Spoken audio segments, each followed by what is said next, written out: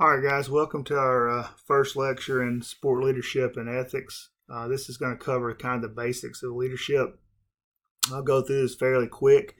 What you're going to do is find out that a lot of being in a grad program is you finding your own information, guys. And I've posted numerous articles this first week that reference a lot of the stuff that I'm going to talk about briefly. You can go and actually read the studies that it's based on. So, kind of some things we're going to look at. We're going to get an idea of what leadership theory is and kind of what the foundations of understanding leadership are. We're also going to look at how the context of how somebody has power, how that works in sport. And then we're also going to look at ways that somebody that is a leader or wants to be a leader could become a leader. In other words, how do you get to your role as a leader?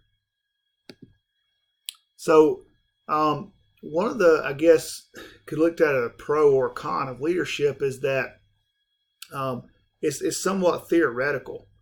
So, the reason we look at leadership theories is it's a good way for us to kind of gain a historical perspective of what leadership is based on.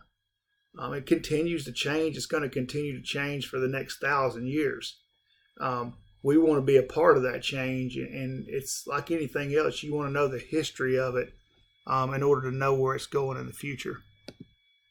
So there are a ton of theories about leadership. It's a huge area of study, and it's not just looking at leadership, it's also looking at the behaviors that people exhibit when they're a leader. And so just as there are 1,000 theories, there are 1,000 definitions. And the one that we're going to go with is that leadership is an influence relationship aimed at moving organizations or groups of people toward an imagined future that depends upon alignment of values and establishment of mutual purposes. So there's a lot to that. But basically what we're looking at is leadership's a relationship between the leader and followers, subordinates, however you want to say it. And they all have the common goal of moving an organization, or if it's not an organization, maybe it's just a group of people towards some kind of a big goal. And within that, they're trying to establish kind of some values and guidelines that are going to guide that group of people toward meeting that goal. So this concept of power, it's basically, this is, I guess, a relationship that exists, or the ability to have influence over a group of people. Okay, so it's a leader's ability to change how another person either acts or they behave, how they think. And power is what allows a leader to obtain the goals that they want by motivating that group of people. And sometimes people look at power as negative, and it can be negative. It can also be very positive based on how you use it. So there's a bunch of ways in which people get power. There's this concept of reward power, and it's basically the ability to reward the people who are under you. So an example in sport, in 2009, the NHL decided that they were going to have everybody who worked within the organization, this is not players, everybody that worked within the organization to set some annual goals. And your not your salary, but as much as your bonuses were based on you reaching those goals. Coercive power is kind of just the opposite. It's the ability for the leader to distribute kind of negative consequences. If you want to think it's kind of the carrot and stick, you do this in order to get this. If you don't do this, you're not going to get this. Legitimate power is basically rooted in where you are on an organizational chart. So a president of a university automatically has power because they're at the top of the chart, and the board of trustees has power over them. An athletic director has power over the athletic department just based on kind of the influence they have based on their title or their position. Referent power is basically kind of can get mixed up a little bit with charisma, but it's basically the ability for a leader to lead or to have power just kind of based on how they act, kind of on their personality. And that kind of sounds like maybe that's a positive thing, but it actually ends up being negative, because what ends up happening a lot is that people following this leader just basically do what they tell them to do, just to avoid the kind of discomfort or uncomfortable things that come with questioning them. There's expert power, which is exactly what it is. A leader that has a leadership position because they just know more. They have expertise in order to have and the ability to share that expertise. And then there's informational power, which is basically the ability to show somebody how to do something, to be able to provide a different way of looking at this. Those of you who follow baseball, who've seen the movie Moneyball, Billy Beane was kind of forced into a different leadership role with the Oakland A's because the league was changing, and he was trying to compete with a small budget against teams like the Red Sox that had an enormous budget, or payroll. And so he kind of changed to force his scouts, force his people within his organization to look at evaluating players and evaluating the game of baseball a different way, which kind of ushered in this idea of analytics, of sabermetrics that you see in baseball. So leadership has to change to meet the situation. So one thing that people fall into is this idea of thinking that, I'm a servant leader, and that's the only way I lead. That's not the way we want to look at this. There's a lot that goes into this. You have you as a leader, you have the people you're trying to lead, and you also have the situation, the environment. So in other words, an MLB GM is going to lead his staff differently than a minor league GM would, or differently than an NAIA baseball coach would. Okay, so it's going to kind of change based on every situation we're in. So besides power, another huge thing we have to learn is, how does somebody become a leader? How do they get to their position? So appointment is a common way. And the way to think of this is just, let's say I'm an associate athletic director and the head athletic director leaves and I get appointed to the athletic director's role. Or maybe I'm an assistant coach and my head coach leaves in the middle of the year. He gets fired in the middle of the year. I'm appointed to that position. Okay, so there's a lot of times based on the work I do that gets me there. And this is very, very common in sport. Election, not so common in sport, although the heads of each league, so the head of the NFL, Roger Goodell, he's voted on or elected by the owners. And the same thing happens in baseball and in the NBA.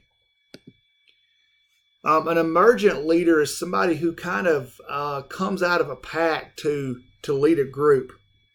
Don't see it so much in sport as much as you see it maybe in politics sometimes. I guess a good sport example might be, and this is very simplified, the idea of just within a team context. Okay, maybe you've got a bunch of players that you bring in. Maybe you don't have a natural leader or a senior that's there to lead your team, and there's that somebody who kind of steps forward and takes control just based on their role within the group. Then you have kind of the charismatic leader, and this is the person who sometimes might come across a little bit as not being genuine, meaning they're very likable, and people follow them just based on that. Not that they have any expertise, but it's just that they're a likable person. So getting into some of the leadership theories. So this great man theory has been kind of proven false, but it's this idea that leaders, you can't develop leadership. The idea that you're just born with it. So those of you who follow basketball, Bobby Knight, former Indiana coach, he made the comment that the first thing you need to know about leading is that most of you simply can't do it. And so that's really been proven false. You can learn leadership skills just like you can any other skill. Then there's this idea of trait theory, which is a way of studying basically leadership abilities.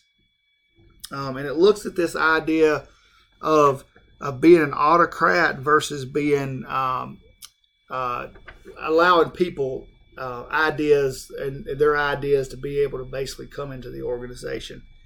And those of you who have been around autocrats, it's basically they don't trust the people that work with them.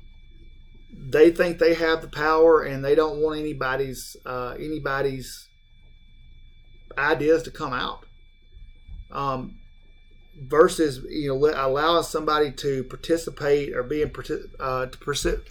participate in the leadership means that everybody's ideas kind of come forward. Now maybe the person who's at the top ultimately makes the decision, but everybody has a role in it. And and there's somewhat of stuff in between that. There's this idea of situational theory, okay, which means that the way you lead is going to change based on the situation. Sometimes you might be more of an autocrat because the situation requires you to make a decision. Whereas sometimes you may have the ability to let people have input, and everywhere in between that. There are a group of studies done by Lewin, Lippitt, and White.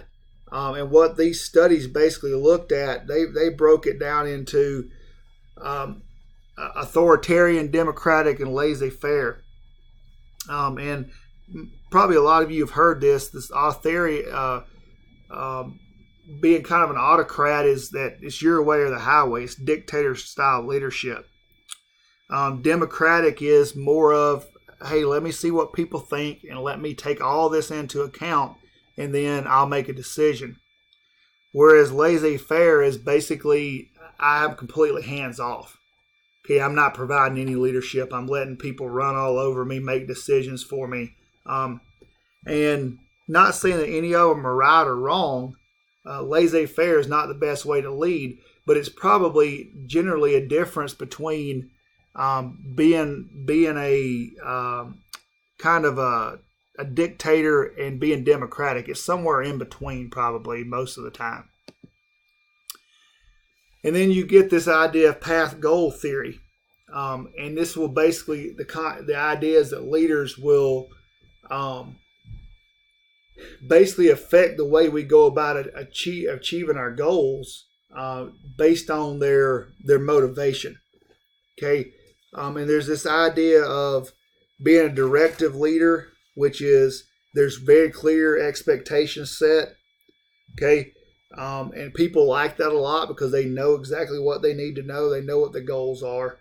There's supportive leadership, which is the leader shows a lot of concern, well-being, mutual respect for their followers. There's allowing people to participate in the leadership, which is this is the idea of shared governance or shared leadership. And then there's the idea of achievement-oriented, which is where leaders kind of set real high expectations and goals, and they try to motivate their followers to achieve those goals. Okay, and so all of those are really good ideas and really good theories that we have to learn to put into practice. And this is kind of just going over the stuff that I just talked about with the directive leadership, the supportive leadership, being able to let people participate in leadership, and then achievement-oriented. So, guys, I appreciate you tuning into this, and I hope you enjoy it. On Canvas, I have posted articles for every single one of these studies that I could find the original study, or if I couldn't find the original study, I provided you with something that will tell you a little bit more about it. Again, I look forward to working with each of you. I will post this video along with just the normal presentation on Canvas. Thanks a lot.